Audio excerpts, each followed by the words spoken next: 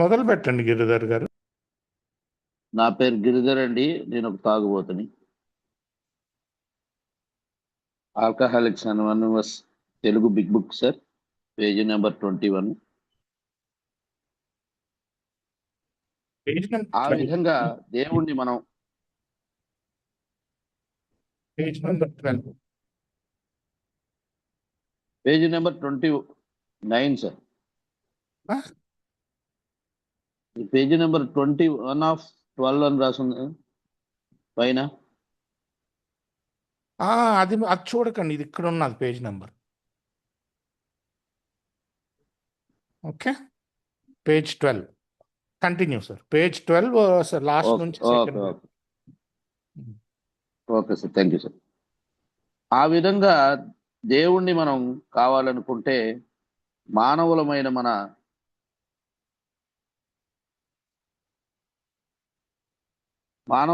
మనందరి క్షేమాన్ని ఆయనే చూసుకుంటాడన్న విషయానికి నేను పూర్తిగా ఒప్పించబడ్డాను. ఎట్టకేలకు నా కళ్ళారా నేను చూడగలిగాను, ఆ భావనను పొందగలిగాను, విశ్వసించగలిగాను. గర్వము, పక్షపాతము అనే పొలుసుల పొరలు నా కళ్ళ నుంచి రాలిపోయాయి. ఒక సరికొత్త ప్రపంచం గోచరమైంది. ఓకే, నా పేరు కార్తీక్ అండి, నేను త్రాగుబోతుని. యా సో ఎప్పుడు ఏ విధంగా, ఎందుకంటే గిరిధర్ గారు ఇక్కడ నుంచి చదవటం మొదలుపెట్టాం మనం. అయితే లాస్ట్ టైం చదివినట్టు నాకంటే ఉన్నతమైన శక్తి ఒక దానిని విశ్వసించడానికి నేను అంగీకారం కలిగి ఉంటే చాలు. అక్కడి నుంచి లాస్ట్ టైం మనం చదివిన పారా. సో ఆ విధంగా దేవుణ్ణి మనం కావాలనుకుంటే ఏంటంటే ఈ మార్పులన్నీ జరుగుతాయని బిల్డబ్ల్యూ గారు చెప్తున్నారు. మీరు ఇక్కడ చూసుకుంటే ఇక్కడ కూడా ఆ భావాలను పొందగలిగాను, విశ్వసించగలిగాను. గర్వం, పక్షపాతం అనే పొలుసుల చాలాసార్లు రాస్తాడు సార్. ఏఏలో బిల్డబ్ల్యూ ప్రకారం ఈగో డిఫ్లేషన్ ప్రోగ్రామ్ ఇది. అంటే ఈ ప్రోగ్రామ్ డిజైన్ చేసిందే నా ఈగో తగ్గించడానికి. అప్పుడు నాకు దేవుడితో కనెక్షన్ ఏర్పడుతుంది. ఈ ప్రోగ్రామే నా ఏదో మామూలుగా ప్రార్థన చేసేసుకుని ఆయన ప్రార్థనకే పరిమితం చేస్తే అనుకున్నంత బాగా పనిచేయచ్చు, అనుకున్నంత బాగా పనిచేయదు. సో ఇది మన ఉన్నత శక్తితో సాహిత్యం పెంచుకోవాలంటే ఈ గర్వం అన్నదాన్ని బాగా తగ్గించుకోవాలని చాలా చోట్ల రాస్తాడు. ఏఏ లిటరేచర్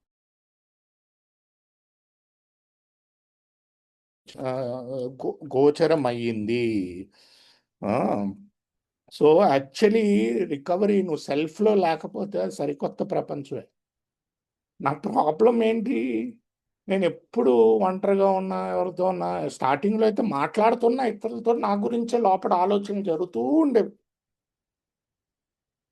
అది నా major problem, self centredness, self obsession. So దాని నుంచి బయటపడితే అసలు ప్రపంచంలోకి వస్తాం. యాక్చువల్లీ ఉన్న ప్రపంచంలోకి వస్తాం, నా గురించి ఆలోచించడం మానేసి. అది ప్లీజ్ గో హెడ్ అండి గిరిధర్ గారు, నెక్స్ట్ సెంటెన్స్, నెక్స్ట్ పారా. క్యాథడ్రల్ వద్ద నేను పొందిన అనుభవం యొక్క వాస్తవ ప్రాముఖ్యత నన్ను ఒక్కసారిగా కమ్ముకుంది. ఒక్క క్షణం పాటు దేవుని అవసరం కలిగి ఆయన కావాలని నేను కోరుకున్నాను. ఆయన నాతో ఉండాలని వినయపూర్వకమైన అంగీకారంతో కూడిన కోరికే నాకు కలిగింది. ఆయన అనుగ్రహించాడు.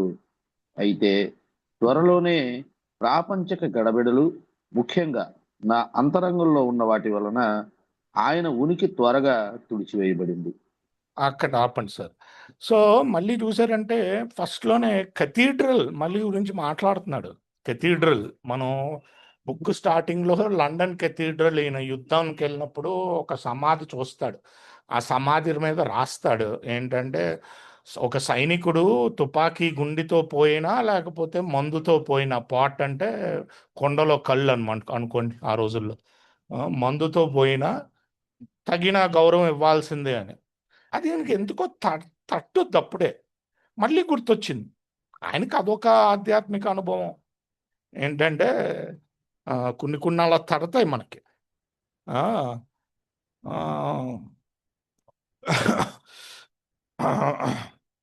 సో మళ్ళీ ఇక్కడ ఎబి వచ్చి మాట్లాడుతున్నప్పుడు ఈయనకి ఆ కెథీడ్రల్ విషయం మళ్ళీ తట్టింది. ఒక్క క్షణం పాటు దేవుని అవసరం కలిగి ఆయన కావాలని నేను కోరుకున్నాను. ఒక క్షణమే. నాది దైవానుభవాలు క్షణాలే ఉంటాయి ఏంటో, మళ్ళీ వచ్చేస్తుంది బుర్రలోకి. నా ప్రాబ్లమే అది. కథ ఏలో వచ్చాక అప్పటికి ఇంకా బిల్లు ఏలోకి రాలేదు కాబట్టి అలాగే వెళ్ళిపోయాడు, దేవుడి గురించి మర్చిపోయి. కాకపోతే మనకి గుర్తు చేస్తూ ఉంటుంది దేవుడిని. 12 సోపానాలు రోజంతా గుర్తు చేస్తూ ఉంటుంది. నేను నా ప్రాక్టీస్ అల్లా ఈ ఈ కోరికలో ఉండటమే.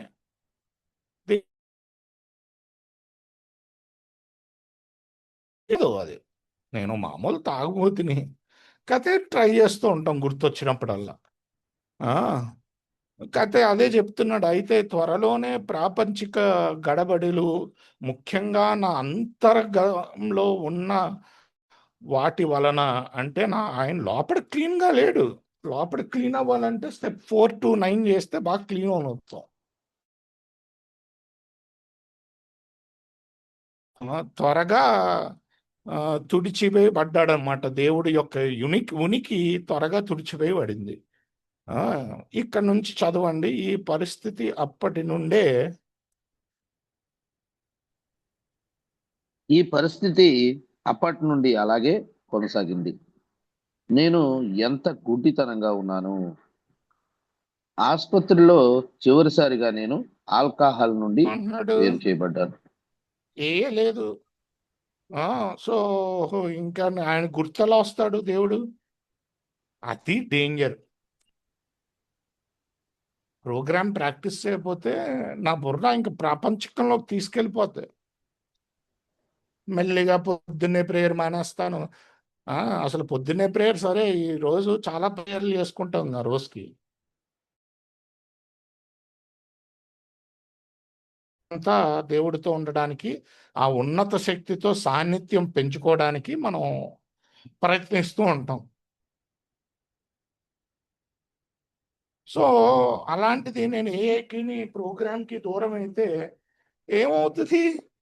మెల్లిగా ప్రేయర్లు తగ్గుతాయి, మీటింగ్లు అలాగో దూరం అయ్యాయి.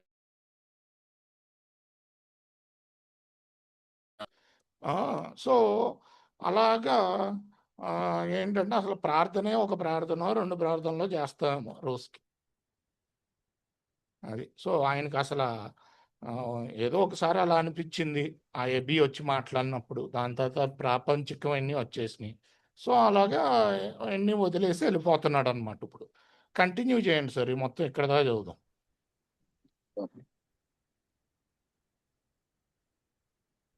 ఈ పరిస్థితి అప్పటి నుండి అలాగే కొనసాగింది. నేను ఎంత గుడ్డితనంగా ఉన్నాను. ఆసుపత్రిలో ఆసుపత్రిలో చివరిసారిగా నేను ఆల్కహాల్ నుండి వేరు చేయబడ్డాను. సంధి ప్రేలాపన లక్షణాలు కనిపించడంతో వైద్యం చేయించుకోవడం చాలా తెలివైన పనిగా తోచింది. నేను అర్థం చేసుకున్న దేవుడు నా విషయంలో ఏమి చేయదలుచుకున్నాడో అదే చేయమని అతనికి నన్ను విషయపూర్వకంగా అర్పించుకున్నాను. ఆయన నిర్దేశకత్వం మరియు సంరక్షణలో ఆసుపత్రిలో చివరిసారిగా నేను ఆల్కహాల్ నుండి వేరు చేయబడ్డాను. సంధి ప్రేలాపన లక్షణాలు కూడా చాలా తెలివైన పనిగా తోచింది. మరి సంధి ప్రేలాపన అంటే నాకు తెలీదు యాక్చువల్లీ, ఐ డోంట్ నో. కదా హాస్పిటల్లో జాయిన్ అయ్యాడు. జాయిన్ అవ్వాల్సిందే, ఎందుకంటే డీటాక్స్ చాలా ఇంపార్టెంట్ సార్. డీటాక్స్ అన్నది చాలా ఇంపార్టెంట్.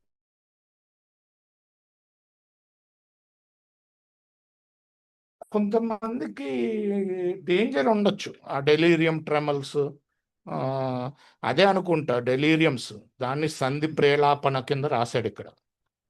సో ఇక్కడే కాకుండా డాక్టర్ గారి అభిప్రాయంలో కూడా సూచిస్తారు, మనం చదివాం, హాస్పిటల్ అవసరం అని, రికమెండెడ్ అది డీటాక్స్కి.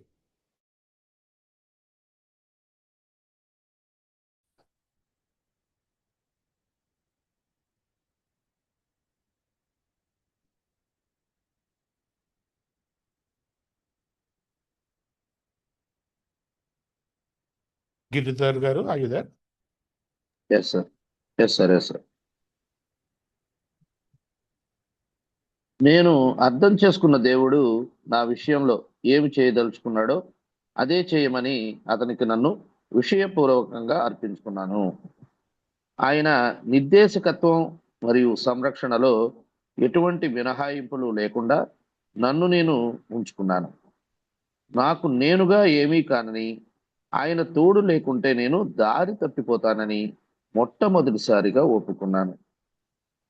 నా పాపాలన్నిటినీ నేను ఏ కొద్ది మినహాయింపు లేకుండా ఒప్పుకుని, నేను కొత్తగా కనుగొన్న నా మిత్రుడైన భగవంతుడు వాటి అన్నిటినీ సమూలంగా పెకలించి వేయడానికి అంగీకరించాను.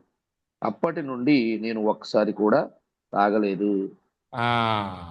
బిల్డబ్ల్యూ స్టెప్ వర్క్ చేసాడా అంటారు కదా, ఈ పేరాలో చేశాడు.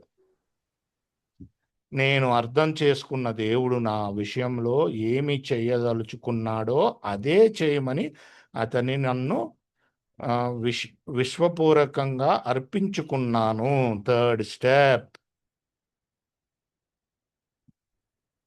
సో ఈ లైన్ కూడా థర్డ్ స్టెప్పే. ఆయన నిర్దేశకత్వం మరియు సంరక్షణలో ఎటువంటి మినహాయింపు లేకుండా. చాలా ఇంపార్టెంట్. డబ్బులు నేను మేనేజ్ చేస్తాను, పరువు నేను మేనేజ్ చేస్తాను, ఏఏలో నా ఇమేజ్ నేను మేనేజ్ చేస్తాను, అవన్నీ మినహాయింపులు కదండి. పోతే పోతే పరువు, పోతే పోతే డబ్బులు, ఆయనకు అప్పచెప్పేస్తాం. మనం చేయాల్సిందేంటి పని, మనం ఏఏలో చేయాల్సిందేంటి, వెళ్ళి సేవ, అందరితో మంచిగా ఉండటం.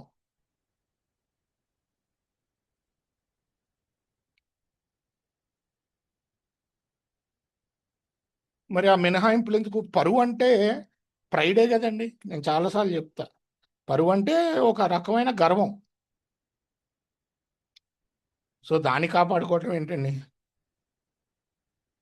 ఎందుకంటే నా మీద నాకు అదే ఏంటంటే సెల్ఫ్ ఎస్టీమ్ తక్కువ ఉంది.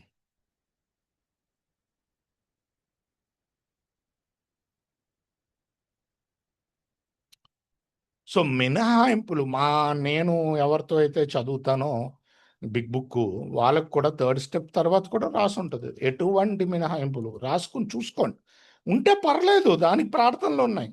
ఏం లేదు బాబు, ఈ మినహాయింపుని నీకు ఇవ్వడానికి ఇచ్చనివ్వు, వినయం ఇవ్వు, ఈ మినహాయింపు నేను నీకు ఇస్తాను, ఆ మినహాయింపు పేరేంటో చెప్పుకోవటమే.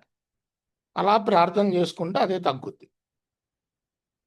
అది ఎవరం పర్ఫెక్ట్గా ఉన్నాం, గత ఆ ఉన్న డిఫెక్ట్ని 6 and 7లో ఇస్తూ ఉండాలి. ఇది చూడండి ఎంత బ్యూటిఫుల్గా రాశాడో. మళ్ళీ 12/12లో కూడా రాస్తాడు, నాకు నేనుగా ఏమీ కాను. అది 12/12లో అయితే నేను 0 అని రాస్తాడు, ఆయన ఎన్ని పనులు చేస్తాడు అని రాస్తాడు. ఏలో చాలామంది మనం చేయాలి అంటారు, కరెక్టే, మనం చేయగలిగినవి చాలా ఉంటాయి. కానీ మర్చిపోయేది ఏంటంటే ఆ చేయగలిగే కెపాసిటీ కూడా దేవుడే ఇచ్చాడు. కొంతమందికి ఉండదు ఆ కెపాసిటీ. అలాంటప్పుడు ప్రార్థన మీద ఆధారపడాలి. నాకు చేసే ఇచ్చ నువ్వు అని చెప్పి అడుగుతూ ఉండాలి, ఆ పని గురించి అడిగి. నేనుగా ఏమీ కానని, ఆయన తోడు లేకుండా నేను దారి తప్పిపోతున్న మొట్టమొదటిసారిగా ఒప్పుకున్నాను. ఇంకా థర్డ్ స్టెప్లోనే ఉన్నాడు. నా పాపాలన్నిటినీ నేను ఏ కొద్ది మినహాయింపు లేకుండా ఒప్పుకొని fifth step, fourth and fifth step. నేను కొత్తగా కనుగొన్న నా మిత్రుడైన ఎబి ఉంటాడు ఇప్పుడు హాస్పిటల్లో, ఆయనే మిత్రుడు. సారీ, ఇక్కడ భగవంతుడు అంటున్నాడు కదా, ఎబి కూడా ఉంటాడు ఈయన ఇవన్నీ చేసేటప్పుడు. భగవంతుడి వాటినన్నిటినీ సమూలంగా పెకలించి వేయడానికి అంగీకరించాను. సిక్స్త్ అండ్ సెవెంత్ స్టెప్ ఇది. So fourth, fifth, sixth, seventh, అప్పటి నుండి నేను ఒక్కసారి కూడా త్రాగలేదు. మెయిన్గా ఈ పారాలో రాసాడు ఆయన ఏం చేసాడు అని హాస్పిటల్లో చేరాక. ఓకే, నెక్స్ట్ పారా చదవండి సార్.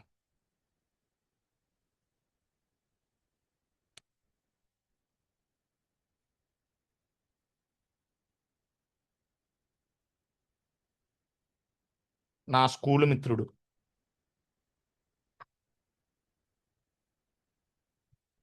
గతంలో నేను ఎవరిని బాధ పెట్టి ఉన్నానో, ఎవరి ఎడల క్రోధం కలిగి ఉన్నానో వారందరి పేర్లతో ఒక జాబితా తయారు చేశాను. వారందరినీ కలిసి నా తప్పులు ఒప్పుకోవడానికి పూర్తి అంగీకారం తెలిపాను. వారి విషయంలో ఇంకెప్పుడు తప్పు పట్టే విధంగా ప్రవర్తించకూడదని నిర్ణయించుకున్నాను. నా సామర్థ్యాన్ని పూర్తిగా వినియోగించి అలాంటి విషయాలన్నిటినీ సరిచేయదలుచుకున్నాను. ఓకే, యాక్చువల్లీ నాలోని ఇక్కడ ఒక్క నిమిషం సార్. నా స్కూల్ మిత్రుడు నన్ను చూడడానికి వచ్చాడు ఏబి. అతనితో నా సమస్యలు, లోపలను మనస్సు విప్పి చెప్పుకున్నాను. ఇక్కడ రాశాడు ఫిఫ్త్ స్టెప్.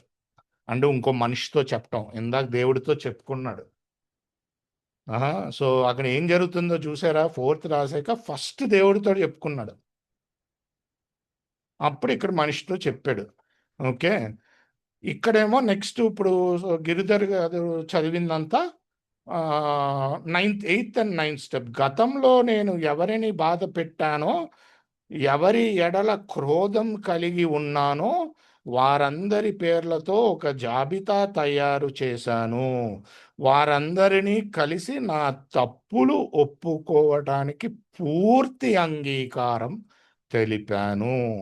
వారి విషయంలో ఇంకెప్పుడు తప్పు పట్టే విధంగా ప్రవర్తించకూడదని నిర్ణయించుకున్నాను. నిర్ణయమే తీసుకోగలుగుతాం, మళ్ళీ అలా ప్రవర్తిస్తాం లేదో మన చేతుల్లో లేదు.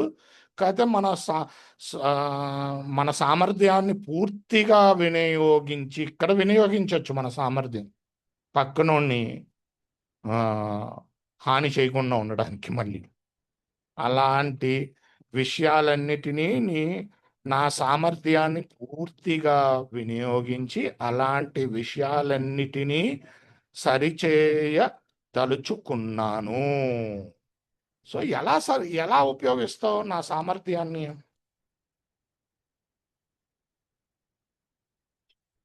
నా దగ్గర ఎంతో నాలెడ్జ్ ఉండొచ్చు, ఏది మంచో ఏది చెడో తెలుసు. కాకపోతే నేను మళ్ళీ మళ్ళీ తప్పులు చేస్తూ ఉంటానే, నా సామర్థ్యం ఉపయోగిస్తుంటే. యాక్చువల్లీ నేను నా డిఫెక్ట్ కనిపించగానే ఇమీడియట్గా దేవుడి దగ్గరికి వెళ్ళాలి, 6 and 7 ఇవ్వాలి. అప్పుడు నా సామర్థ్యం ఎక్కడ ఉపయోగించాలంటే ఈ 12 సోపానాలు గట్టిగా ప్రాక్టీస్ చేయటం. అది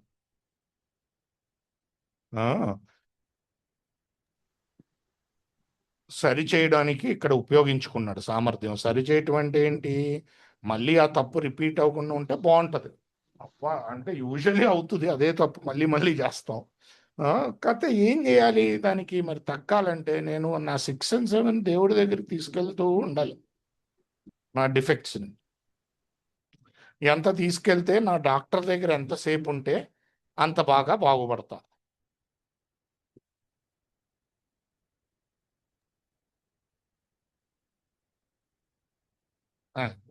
సో ఇక్కడతో 9th స్టెప్ దాకా చెప్పాడు భయ్య. 9th స్టెప్ అంటే క్షమాపణ చెప్పటమే కాదు, అది సరి చేయాలి కూడా, చేసిన తప్పుని. ఇక్కడ నుంచి చదవండి సార్. నాలోని నాలోని ఈ సరికొత్త దైవ స్పృహ ద్వారా నా ఆలోచన విధానం సరైందా కాదా అని పరీక్షించుకోబోతున్నాను. ఆ రకంగా ఒక సాధారణ అవగాహన అసాధారణ అవగాహనగా రూపాంతరం చెందుతుంది. ఒక్క నిమిషం ఉండండి సార్, నాకు ఒక్క నిమిషం. చాలా మందికి అర్థం కాదు. నాలోని సరికొత్త దైవ స్పృహ ద్వారా నా ఆలోచన విధానం సరైందా కాదా అని పరీక్షించుకోబోతున్నా. ఆ, ఆ రకంగా ఒక సాధారణ అవగాహన అసాధారణ అవగాహనగా రూపాంతరం చెందుతుంది.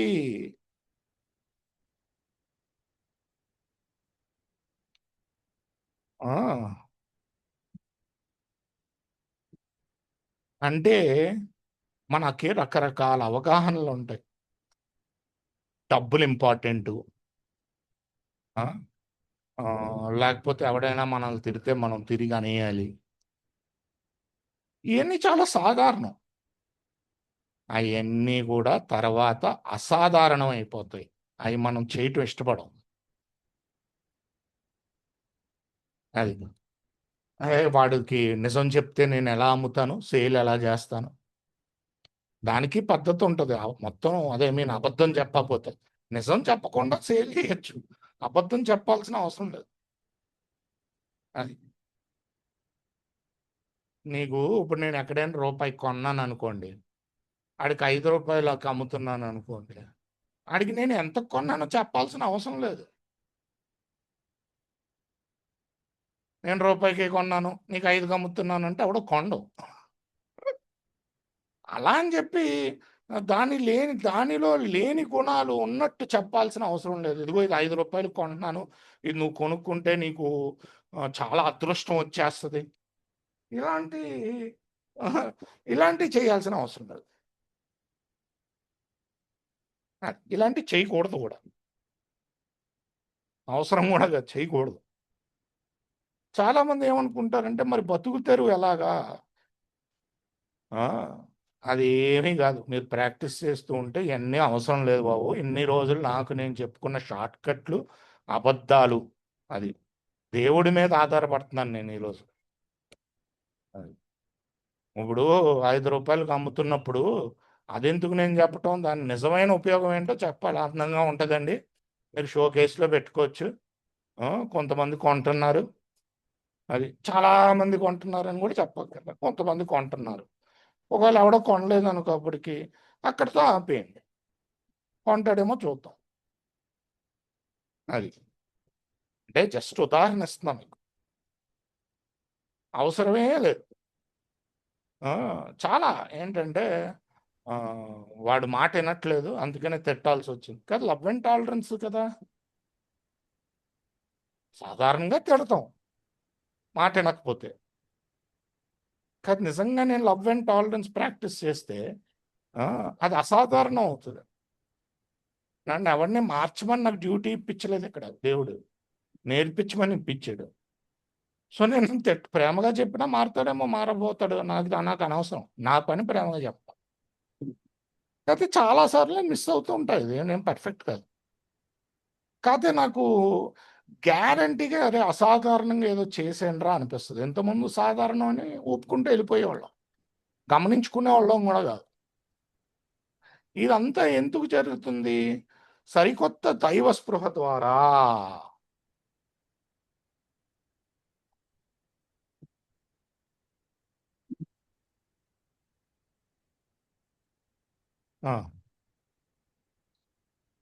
So okay sir. నాకు ఇక్కడ నుంచి చదువుతారా సార్, నేను హైలైట్ చేసిన దగ్గర నుంచి? చదువుతాను. నాకు సందేహం కలిగినప్పుడు ప్రశాంతంగా కూర్చుని ఆయన నన్ను కోరుకునే విధంగా నా సమస్యలను నేను ఎలా ఎదుర్కోవాలో దానికి అవసరమైన నిర్దేశకత్వాన్ని, శక్తిని మాత్రమే ఇవ్వమని అర్థించాలి. బా, ఎంత బ్యూటిఫుల్ లైన్ సార్ ఇది. మొత్తం ప్రోగ్రాము నీ థర్డ్ స్టెప్ చేయాలంటే ఇది చెయ్యాలి భయ్యా. చాలా మంది చేయరు. నా స్పాన్సర్లు కూడా సార్ ఏం చేయాలంటూ ఫోన్ చేస్తారు. ఇక్కడ స్పాన్సర్కి ఫోన్ చేశాడా? దేవుడి దగ్గరికి వెళ్ళాడా? ఫస్ట్ దేవుడి దగ్గరికి వెళ్ళాడు.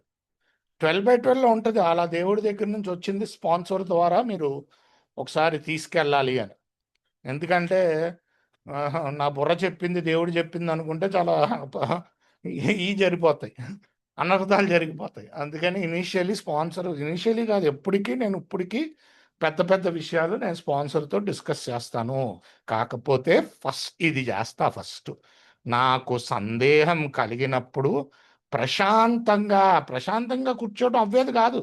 ఎందుకంటే నాకు ఆన్సర్ కావాలి, ఇప్పుడే కావాలి. ఎందుకు? ఆయన ఏమంటాడో అని భయం, చెయ్యొద్దంటాడేమో, నాకు ఇష్టమైంది. సో ముందు అలాంటి కోరికలన్నీ ఆయనకి అప్పగించి నేనేం చేద్దాం అనుకుంటున్నానో అది కూడా ఆయన తీసేసుకోమని, ఆయన ఏం చేద్దాం అనుకుంటాడో చెప్పమంట. అందుకనే నాకు ఉద్యోగం పోయిందనుకోండి, నేను ఇంకొక ఉద్యోగం ఇప్పించని అడగను ఎప్పుడు. ఇదిగో ఇలాగా ఆర్థికంగా ఇబ్బంది ఉంది, ఉద్యోగం పోయింది, ఇప్పుడు నెక్స్ట్ ఏం చేయమంటావు అని అడుగుతా. నాకేం తెలుసు ఉద్యోగం చేయాలా, లేకపోతే అడుక్కోవాలా, లేకపోతే వ్యాపారం చేయాలా, లేకపోతే ఎవడో ఇవ్వాల్సిన డబ్బులు వస్తాయా, నాకేం తెలుసు. సో మ్యాక్సిమం నాకు తెలియదు. ఆ ఉద్దేశంతో వెళ్ళాలి నేను దేవుడి దగ్గరికి. నువ్వు చెప్పు. ప్రశాంతంగా కూర్చుని ఆయన నన్ను కోరుకునే విధంగా నా సమస్యను నేను ఎలా ఎదుర్కోవాలో దానికి అవసరమైన నిర్దేశకత్వాన్ని, శక్తిని మాత్రమే ఇవ్వమని అర్థించాలి. ఇది మీకు ఏం ఆన్సర్స్ వచ్చేవి కాదండి నాకు స్టార్టింగ్లో కదా. అడుగుతూ ఉండేవాడిని. మెల్లిగా ఏం చేశానంటే అడిగాక నేనే ఆలోచించేసేవాడిని. సో నేను ఏం చేశానంటే కొంచెం అడిగి ఊరుకుంటాను, దాని ఆన్సర్ కోసం ప్రయత్నించను. ఎందుకంటే ఆన్సర్ మనం ప్రయత్నిస్తే వచ్చే ఆన్సర్ కాదు ఇది. మనం ఆలోచిస్తే అది కాదు ఆన్సర్. ఎప్పుడు ఆలోచిస్తే అది సెల్ఫ్ నుంచే ఆలోచిస్తున్నాం. నువ్వు ఆలోచించుకోవచ్చు ఎప్పుడు.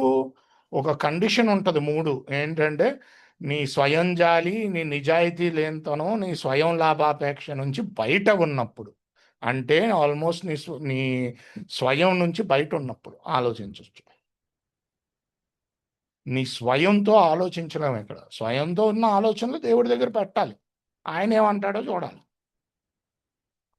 సో నేను ఈరోజు ట్రై చేస్తా అంతే. ఏంటంటే అడుగుతా, యూజువలీ 1-2 డేస్లో అర్థమైపోద్ది నాకు ఏం చేయాలి అని. అర్థం కాలేదు అంటే గ్రూప్ కాన్షియస్కి వెళ్తా. గ్రూప్ కాన్షియస్కి వెళ్ళే ముందు కూడా దేవుడి దగ్గరికి వెళ్తా ఫస్ట్. అప్పటికీ అర్థం కాలేదంటే స్పాన్సర్ దగ్గరికి వెళ్తా. ఆ విషయంలో గ్రూప్ కాన్షియస్ అవసరం లేదంటే దేవుడి దగ్గరికి, స్పాన్సర్ దగ్గరికి వెళ్తా. స్పాన్సర్ దగ్గరికి కంపల్సరీ వెళ్తా ఒకవేళ నాకు తెలియంది అంటే. కొన్ని వస్తాయి 2-3 రోజుల్లో వేరే వాళ్ళ షేరింగ్ల ద్వారా. ఇది మీరు పర్ఫెక్ట్ ఆన్సర్ కోసం ట్రై చేస్తే అది కూడా గర్వమే. ఈ ప్రపంచంలో పర్ఫెక్ట్ ఆన్సర్ దేవుడికి ఏం కావాలో నిజంగా ఎవరికే తెలియదు, దేవుడికే తెలుసు. ఓన్లీ యోగిలకి తెలుసు అది. మనం యోగిలం కాదు, మనం ప్రయత్నం చేస్తున్నాం తెలుసుకోవడానికి. దానికి కూడా ఒక ప్రార్థన ఉంది. భయ్యా నేను ప్రయత్నం మాత్రమే చేస్తున్నా, ఏం అనుకోకు, నిన్ను మెప్పొందించడమే నా కోరిక, మెప్పొందుతావు అని నేను అనుకుంటున్నా అన్న. ద ప్రేయర్ ఆఫ్ అన్నోన్ అని ఒకటి ఉంది, ప్రార్థన. సో కరెక్ట్ ఆన్సర్ తెలిసేసుకోవాలి, ఇప్పుడే తెలుసుకోవాలి అంటే మీరు ప్రశాంతంగా కూర్చోలేరు సార్. కాకపోతే మీరు స్టార్టింగ్లో ప్రశాంతంగా ఉండదు. ఎవడు చెప్పాడు ఉంటుంది, ఇలాగే ఉంటుంది కాదు. నేను ప్రాక్టీస్ ఆపేసాను అనుకోండి, ఈ ప్రశాంతంగా కూర్చునే స్టేట్కి రాలేను, ఆయన అడిగే స్టేట్కి. అది సో ఇది నా ప్రాక్టీస్, ఒక్కొక్కళ్ళు ఒకలా ఉంటుంది. ఓకే, నా ప్రాక్టీస్ ఏంటంటే జస్ట్ అడిగి నేను మామూలుగా మెడిటేషన్ చేసుకుంటాను, వచ్చినప్పుడు వస్తుంది ఆన్సర్. అది అడుగుతూ ఉంటాను. చాలామంది చేస్తారు ఇలా, కొంతమంది 2-వే ప్రేయర్ అని చేస్తారు, అది పని చేస్తుంది. ఓకే, సో ఇక్కడ నేను చదువుతాను. నా ప్రార్థనలు ఇతరులకు నన్ను ఎలా ఉపయోక్తుడిని చేస్తాయనుకున్న విషయాలలో తప్ప నా కో నా కొరకు నేను ఎప్పుడూ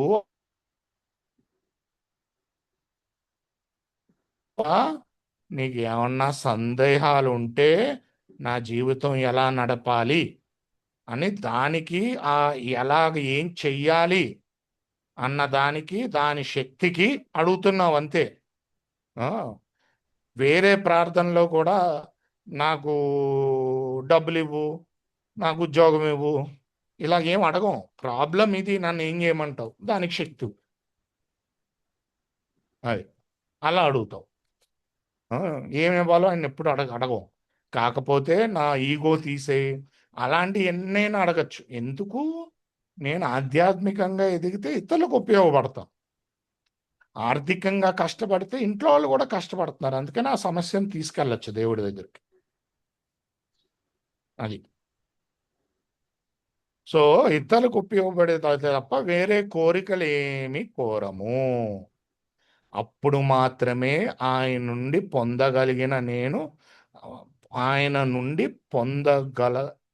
పొందగలనని నేను ఆశించవచ్చు.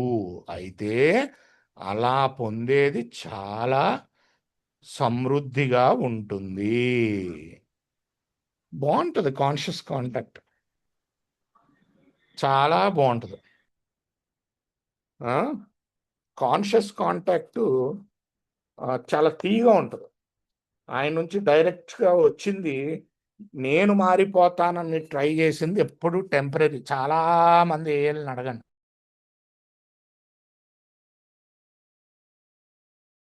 ఆయన ద్వారా మారేది ఆల్మోస్ట్ పర్మనెంట్. కొన్ని పర్మనెంట్గా తీసేస్తాడు ఆయన.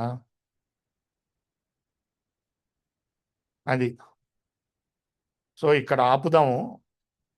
పేజీ నెంబర్ 13 ఈ పారా దగ్గర. సో ఇక్కడతోటి నా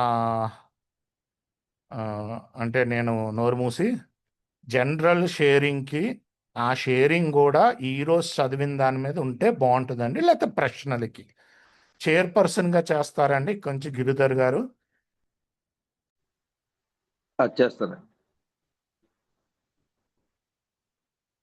ఓకే, థ్యాంక్ యూ అండి.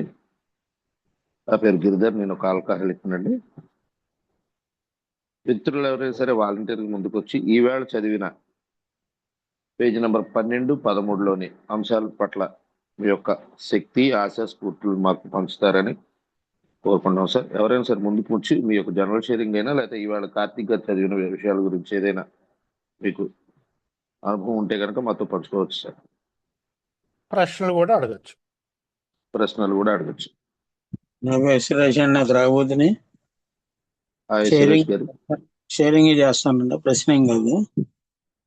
మరి నేను 1, 2, 3 నా స్పాన్సర్ దగ్గర చేసి 4 రాసిందా మన మిత్రులు కార్తీక్ గారు చెప్పినట్టు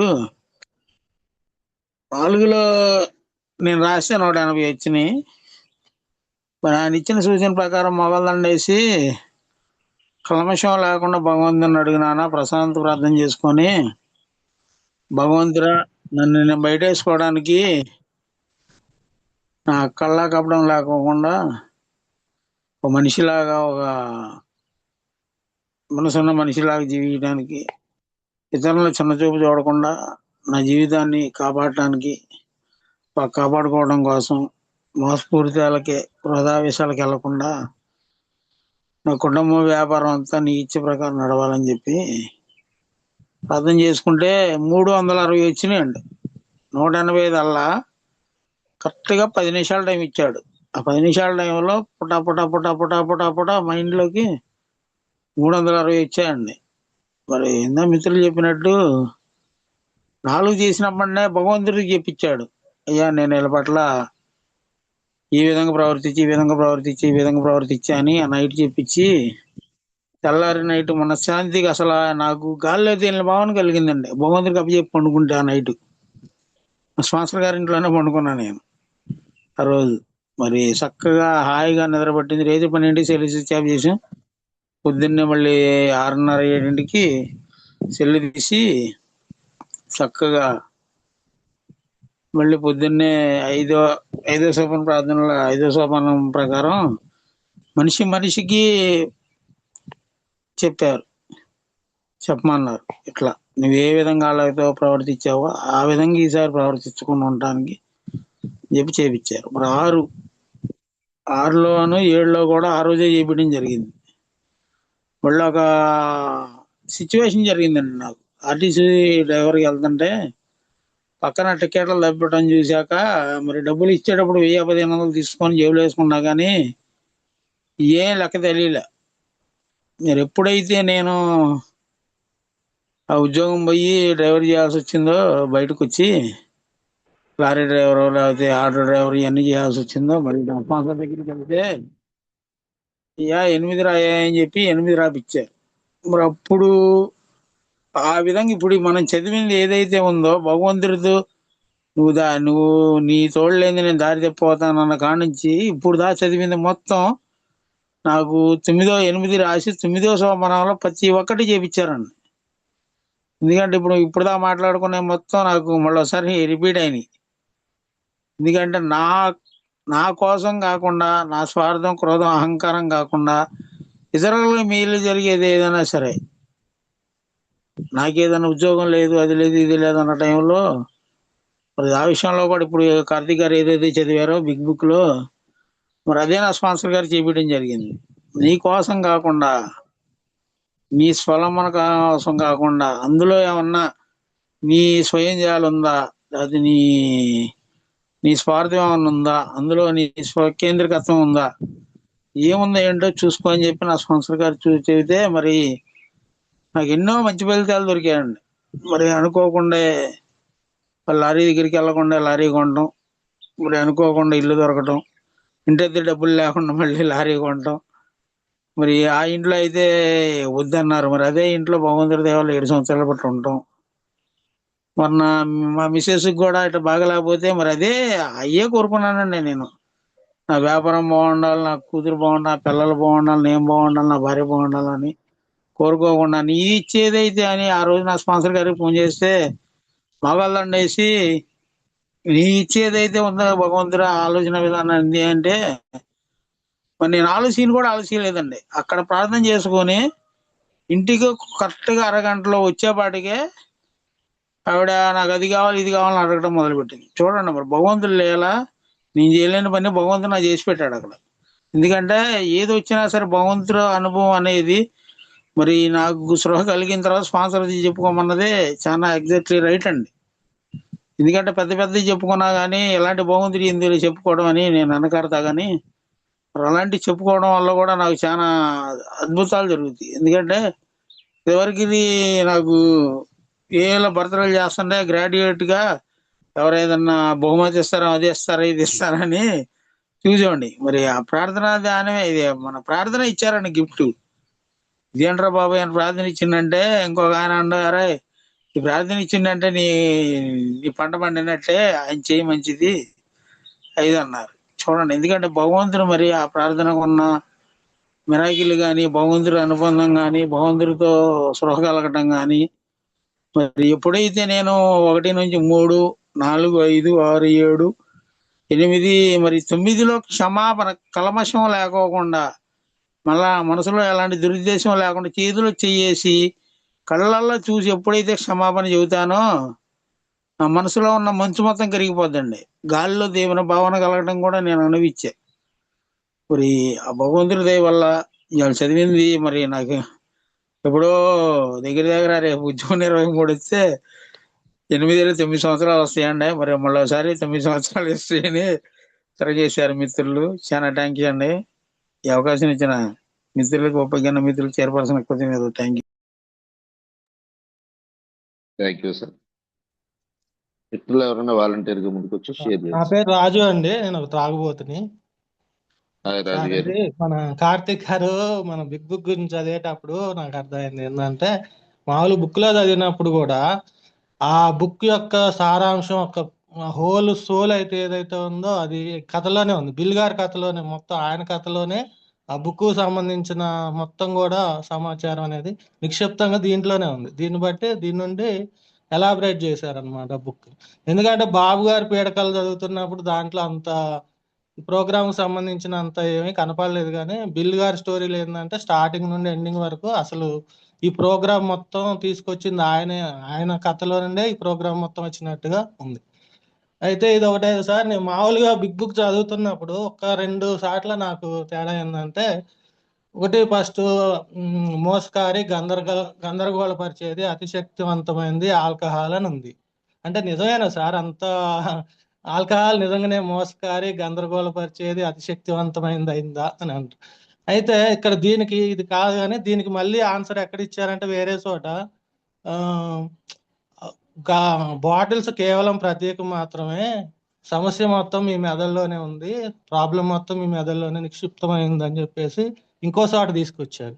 అంటే యాక్చువల్ కరెక్ట్ ఆన్సర్ ఏంటంటే రెండోది. ఇప్పుడు బాటిల్ కి దానికి ఏం తెలియదు కదా, అది మోసకారి గందరగోళపరిచేది అని అంటున్నాం, కానీ అదెందుకు మనం అది మోసపరుతుంది కదా, మన మనసే మన అట్లా మోసపరిచిద్ది అనమాట. అయితే ఇట్లా 2 సార్లు ఎందుకు రాశారు అనేది మన కార్తిక్ గారు చెప్తారని అది question sir.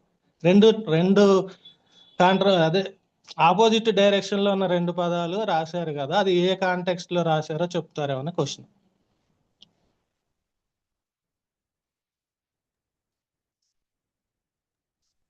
Yeah, sir okay. Second question ఏంటండి? సార్ సెకండ్ క్వశ్చన్ ఏంటంటే, ఇప్పుడు మోసకారి గందరగోళపరిచేది ఆల్కహాల్ అని ఉంది. అది ఫస్ట్ క్వశ్చన్ కదా అది. అదే క్వశ్చన్ సార్, ఇంకా ఒకటే క్వశ్చన్. కార్తిక్ తాగబోదు నాకు తెలుసుంది, నేను చెప్తాను. నేనేమి బిగ్ బుక్ అనలైజ్ చేయటం వేస్ట్ అని నా అభిప్రాయం. కాకపోతే బాటిల్ చిహ్నాలు అయినా సరే, బాటిల్లో ఉన్నది మనం తాగితే ఏమవుతుంది? ఇంకా మారిపోద్ది మైండ్. ఏకి వస్తామో తెలియదు, ఏమీ తెలియదు. సో రెండాటికి సంబంధం ఉంది, మన ఆలోచన విధానానికి ఆ బాటిల్కి కూడా సంబంధం ఉంది. ఎందుకంటే బాటిల్లోనే తీసుకుంటాం మనం ఆలోచన విధానం మారితే. సో ఇక్కడ సార్ ఒక నిమిషం, ఇప్పుడు బాటిల్ది తప్పేం లేదు కదా, దానికి మన లెక్క తాగుడు అలవాటు లేదు, స్వార్థం లేదు, ఏమీ లేదు. మన మన మన ఆలోచన విధానం వల్లే దాన్ని తీసుకుంటున్నాం, కానీ అది మన రమ్మని అయితే పిలవట్లే కదా, మీరు తాగండి అని చెప్పట్లేదు కదా. కంటిన్యూ. సారీ. అది దానికి మీరు అన్నది ఏంటంటే లాజికల్గా మీరు అంటున్నారు, అంటే లిటరేచర్ వైజ్ లాజిక్ తోటి కరెక్టే మీరు అన్నది. కాకపోతే మీ ఆలోచన విధానం మారి ఆ బాటిల్లో ఉన్నది మీరు తీసుకుంటే ఇంకా మరి మెరుగవుతుందా? మీ ఆలోచన విధానం ఇంకా ధ్వంసం అవుతుందా? ధ్వంసమే అయింది. మరి బాటిల్లో ఉన్నదానికి ఏమీ రోల్ లేదంటే ఎలాగా? మీరు లోపల తీసుకుంటే ఇంకా ధ్వంసం చేస్తుంది. తప్పు నేనేమంటున్నా అంటే, మనది కదా తప్పు, బాటిల్ది కాదు కదా. అది రెండోసారి రాదు, రెండో సందర్భంలో చెప్పారు. మొత్తం ఆలోచన మొత్తం నీ బ్రెయిన్ లో ఉంటుంది. బాటిల్ సంగతి వదిలేయండి, ఆల్కహాల్ ఏం తప్పేం లేదు, ఆల్కహాల్ తప్పు కాదు. ఎవరో జీవం లేని దాన్ని తప్పు అనరు. కాకపోతే తీసుకుంటే మీకు పడుతుందా పడట్లేదా? పడదు. సింపుల్. సో అందుకనే దాన్ని కూడా కొన్ని చోట్ల ఏంటంటే యాక్చువల్లీ ఆల్కహాల్ కంటే ఆల్కహాలిజం అంటే ఆల్కహాలిజం అని ఉంటాడు ఇంగ్లీష్లో. మరి నేను ఇంకా చెక్ చేయాలి. కాకపోతే ఆల్కహాల్కి అసలు సంబంధమే లేదంటే నేను ఒప్పుకోను. ఆల్కహాల్ తాగినంత వల్లే ఇంకా వర్స్ట్ అయింది. అంతా మెదడులోనే స్టార్ట్ అవుతుంది, కాకపోతే ఎండ్ అయ్యేది ఆల్కహాల్ తాగటంతో. దాంతో ఇంకా వర్స్ట్ అవుతుంది అది. సో లోపల ఉన్నదే మీకు అదే బాటిల్లో ఉన్నది మీ లోపలికి వెళ్తే మిమ్మల్ని ఇంకా వర్స్ట్ చేస్తుందంటే దానికి సంబంధం లేదని ఎలా అంటాం? అది మన తాగవని మన చెప్పట్లేదు కదా అది. కాబట్టి దానికే సంబంధం లేదు, సమస్య అంతా మన మెదడులోనే నిక్షిప్తమైంది. రైట్, ప్రాబ్లం మంది. అప్పుడు అక్కడ మనకి అక్కడ వచ్చిన వర్షన్ ఏంటంటే ఫస్ట్ ఇంకా చాలా మంది ఉన్నారు సార్, మనం ఆఫ్లైన్ డిస్కస్ చేయొచ్చు. సో దానికి మీ ప్రోగ్రామ్కి కనెక్షనే లేదు. ఏదైతే ఉంది ప్రాబ్లమ్, ముందు 12 సోపానాలు చెయ్యాలి కదా. డౌట్ వచ్చింది, అది క్లారిఫికేషన్. ఓకే. దానికి దీనికి సంబంధం ఏం లేదు. సో ఏంటంటే ఆల్కహాల్ తప్పేం లేదు, కాకపోతే లోపల తీసుకున్నాక అదంతా తప్పే చేస్తుంది. అది సో అంతలా తీసి పడాల్సిన ఇది కూడా లేదు, అదేమీ దాని తప్పు లేదు అని తీసి పడాల్సింది కూడా లేదు. ఎందుకంటే అది తీసుకున్నాక ఇంకా వర్స్ట్ అయింది నా బ్రెయిన్, ఏం మంచి అవలే అది. సో నాకు అర్థమైంది చెప్పా, ప్రాబ్లం ఈ ప్రశ్న ఆన్సర్ చేయలేకుండా ఉంటే ఇంకా వేరే వాళ్ళు కూడా అడగచ్చు మీటింగ్ తర్వాత. ఓకే, యా గిరిధర్ గారు back. ఓకేనండి. మిత్రులు ఎవరైనా సరే ముందుకొచ్చి మీ యొక్క సందేహం కానీ లేదంటే మీ జనరల్ షేరింగ్ అయినా చేయించండి.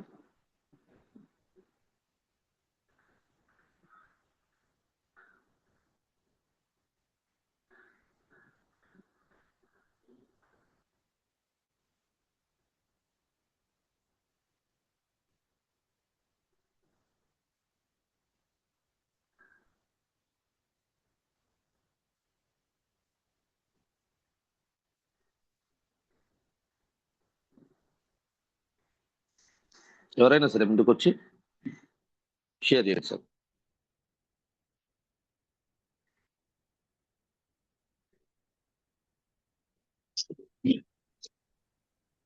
చూసిన పెద్ద సార్, నేను ఒక తాగుబోతుంది. హాయ్ ప్రసాద్ గారు.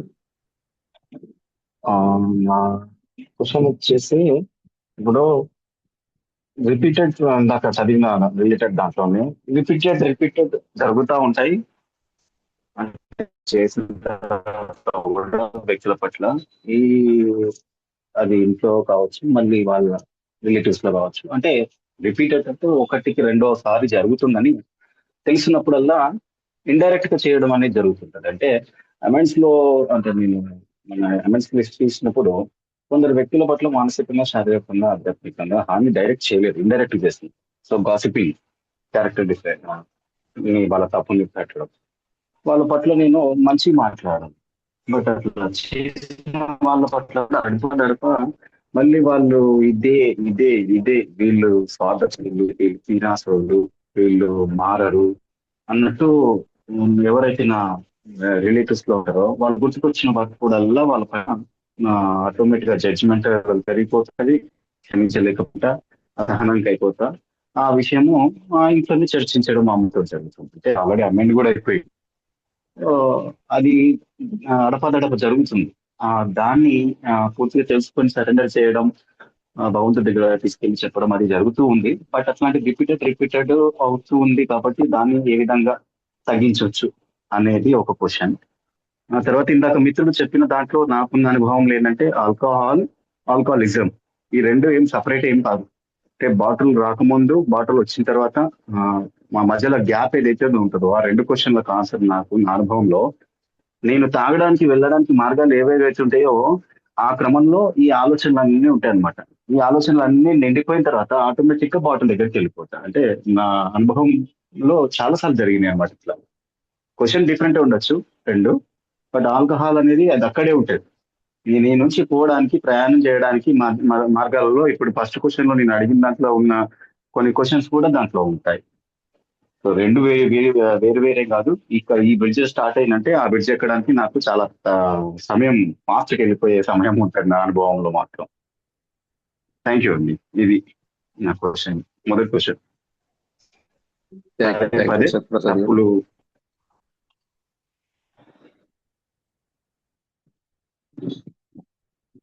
ఓకే మిత్రులు మరెవరైనా సరే ముందుకు వచ్చి షేర్ చేయండి సార్.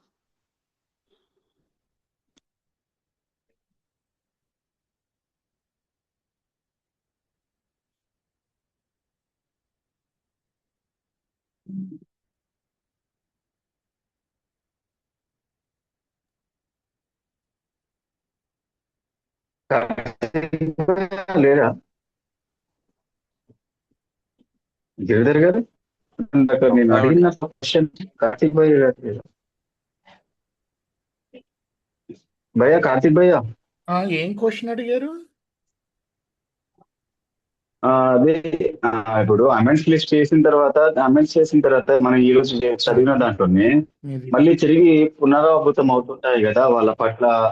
డైరెక్ట్ ఆర్ ఇండైరెక్ట్ గా మళ్ళీ వాళ్ళ పట్ల మనోభావాలు చేంజ్ అవుతా ఉంటే మళ్ళీ జరిగిన హాని అంటే గతంలో చేసిన హాని కాకుండా వేరే విధంగా తిట్టడమా, ఇండైరెక్ట్ గా మాట్లాడమా, వాళ్ళ క్యారెక్టర్ ని ఇది పోర్ట్రే చేసుకుంటా అనడమా అనేది జరుగుతూ ఉంటది. తర్వాత మళ్ళీ ఇన్వెంటరీ తీసుకొని మళ్ళా సరెండర్ చేయడం అనేది మళ్ళా జరుగుతూ ఉంటది. అట్లాంటివి పెరుగుకుంటా పోకుండా వాటిని ఏ విధంగా చేయొచ్చు, ఆపగలడు అనేది 12 సోపానాలు. ఇంకో ప్రోగ్రామ్ ఏమీ లేదు ఏలో. మళ్ళీ తిరిగి మళ్ళీ ఒకటే ప్రోగ్రామ్ ఉంది, 12 సోపానాలు. ఇన్వెంటరీ 6-7లో అది ప్రార్థనా ధ్యానంలో ఇస్తే బాగుంటుంది. అమెండ్ చేయాలంటే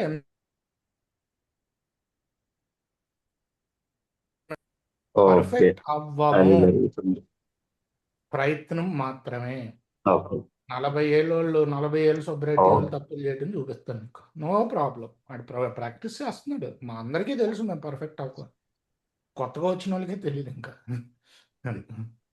ఇంపాసిబుల్ పర్ఫెక్ట్ అవటం. సరే, ఇంప్రూవ్ థ్యాంక్ అవుతుంది, యూ. No doubt. వెనక్కి వెళ్తున్నావు ఇంకా వర్స్ట్ అవుతున్నావు అంటే ప్రాబ్లం. అది ఇంప్రూవ్మెంట్ అంటే నువ్వు చేసే ఫ్రీక్వెన్సీ తగ్గుతూ వెళ్తుంది. ఎస్ ఎస్ పర్ఫెక్ట్ ఆల్మోస్ట్ అంటే అవుతారేమో, నేను అవన్నీ చెప్పడానికి అవ్వము అని. దేవుడు ఎక్కడైనా ఉన్నాడేమో మరి ఏలో. నేను ఈ రోజు దాకా అయితే ఇప్పుడు దాకా చూడలేదు మరి. అది ఎంతమంది స్పీకర్లు విన్నాను, వాళ్ళతో సంభాషణలు చేశాను. పర్ఫెక్ట్ ఇప్పుడు దాకా నేను ఎవరిని చూడలేదు, ఇండియాలో కానీ వరల్డ్ వైడ్గా కానీ. అది ఉండొచ్చు, నాకేం తెలుసు. ఎక్కడో సైలెంట్గా ఒక గ్రూప్లో ఉన్నాడేమో ఒకడు, తిరుమల ప్రసాద్ అని. Just joking. సరేనా? సో దానికి సొల్యూషన్ ఏంటి అంటే ఒకటే సొల్యూషన్ ఉంది. మొత్తం age 12 step program. Traditions practice చేయటం ఇవన్నీ కూడా చెయ్యొచ్చు. అవి ప్రిన్సిపల్సే, లాస్ట్కి ఇన్వెంటరీలోకి వస్తాయి కూడా. అది ట్రెడిషన్స్ అవి ప్రాక్టీస్ చేస్తే ఇంకా కొంచెం తగ్గుతుంది. అది ఎన్ని ప్రాక్టీస్ చేసినా పర్ఫెక్ట్ మట్టుకు అపేది ఉండదు. నువ్వు తొందరగా మారాలి అంటే నాకేది బాగా పనిచేసిందంటే దేవుడితో ఎక్కువ సమయం గడపటం, 10th స్టెప్ చాలా ఖచ్చితంగా చేయటం, అంటే త్రూ అవుట్ ద డే. అది నాకు బాగా పనిచేసింది. సో ఎవరు లేకపోతే మూసేయచ్చండి. తిరుమల ప్రసాద్ గారు ఎవరో హ్యాండ్ రైజ్ చేశారు. లేదండి, మన తిరుమల ప్రసాద్ గారే థమ్స్అప్లు పెడుతున్నాడు ఇందాక నుంచి.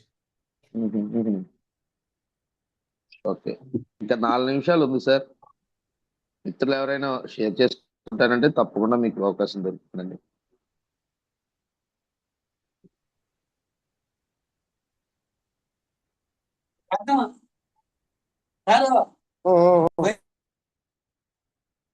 ఎవరండి? వివో 12301.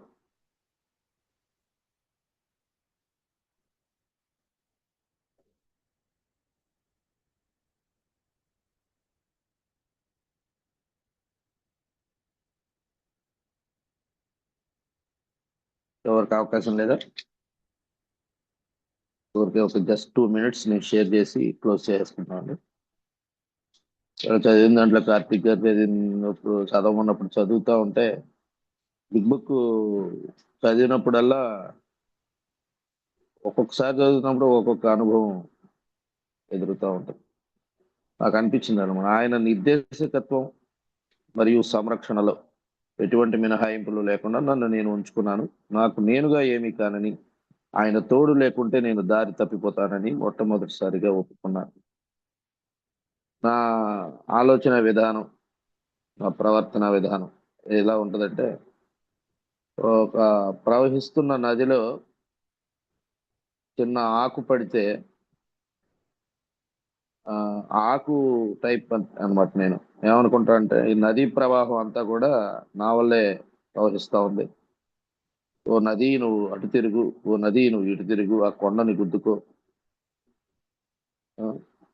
ఆ కొమ్మలని చీల్చు, మొత్తం అంతా నేనే స్టీరింగ్ బట్టి నదిని మొత్తం డ్రైవ్ చేస్తున్న ఫీలింగ్ వచ్చేస్తుంది నాకు ఒకసారి. కానీ చివరికి ఆ నది ప్రవహించి ఎక్కడికి చేరుకోవాలో అక్కడికే చేరుకుంటుంది. ఆ నదితో పాటు నాతో పాటు ప్రవహిస్తున్న చెదారం మొత్తం అన్నీ ఎక్కడికి చేరుకోవాలి అక్కడికి చేరుకుంటుంది. కానీ నేను అది ప్రవహిస్తున్నంతసేపు ఈ జీవన స్రవంతిలో నేనే మొత్తం అంతా చేస్తా ఉన్నానని, నేనే నడుపుతున్నానండి. అంటే మీకు ఇంకా బాగా అర్థం కావాలంటే, ఇప్పుడు నేను ఆ, ఏలూరు నుంచి హైదరాబాద్ లేదా తిరుపతి ట్రైన్ టికెట్ బుక్ చేసుకుంటే స్లీపర్ క్లాస్లో వెళ్ళి నా డ్యూటీ ఏంటంటే నేను వెళ్ళి నైట్ జర్నీ అయితే వెళ్ళి పడుకోవాలి. ఉదయం లేవంగానే ఆ స్టేషన్ ఎక్కడి వరకు వచ్చిందో చూసుకుని దిగిపోవాలి. కానీ నేనేం చేస్తానంటే నా లగేజీ మొత్తం అక్కడ అరేంజ్ చేసిన తర్వాత నేను కిందకి దిగి అక్కడ ఛాయ్ అమ్ముకునేవాడిని, సమోసాలు అమ్ముకునేవాడిని, అక్కడ డోర్ దగ్గర కూర్చునేవాడిని, లేకపోతే అక్కడ ఇంజిన్లో డ్రైవ్ చేస్తున్న ట్రైన్ డ్రైవర్ని, వీళ్ళందరినీ కూడా మీరు ఎలా వెళ్ళాలి, ఏం చేయాలి, ఎక్కడ ఆగాలి, ఇవన్నీ కూడా నేనే వాళ్ళకి డైరెక్షన్స్ ఇస్తూ గందరగోళం సృష్టిస్తూ ఉంటాను. ఒకడు పని ఆడు చేసుకుంటూ ఉంటాడు. కొంతమంది నన్ను పిచ్చోడు అంటారు, కొంతమంది మరి దెబ్బలాడడానికి కూడా సిద్ధపడతా ఉంటారు. కానీ లాస్ట్ అండ్ ఫైనల్గా ఈ ట్రైన్ ఎక్కడ చేరుకుంటుందంటే తిరుపతి. ఈ ఛాయ్ అమ్మేవాడు, సమోసాలు అమ్మేవాడు, ఆ డ్రైవరు, దాంట్లో ప్రయాణించే ప్రయాణికులు, వీళ్ళందరూ నా యొక్క ప్రమేయం ఏమీ లేకుండానే ఇటు చివరికి నాతో పాటుగా ఆ తిరుపతి చేరుకుంటారు. కానీ వాళ్ళందరూ ప్రశాంతంగా చేరుకుంటారు. నేను మొత్తం అందరిని డిస్టర్బ్ చేస్తూ, నన్ను నేను డిస్టర్బ్ చేసుకుంటూ, గందరగోళం సృష్టిస్తూ, ఏదో చేసేయాలని కంగారు పడిపోయి చేస్తూ ఉంటాను. కానీ నేను నా వల్ల ఏది కాదు. అక్కడ లాస్ట్ అండ్ ఫైనల్ గా ట్రైన్ ఎక్కడికి చేరుకోవాలో అక్కడికే చేరుకున్నాను. సో నాకు వచ్చిన ఇబ్బంది ఏంటంటే నేను ప్రశాంతంగా జర్నీ చేయలేకపోయాను. మిగతా వాళ్ళందరూ ప్రశాంతంగా జర్నీ చేసుకోగలిగారు.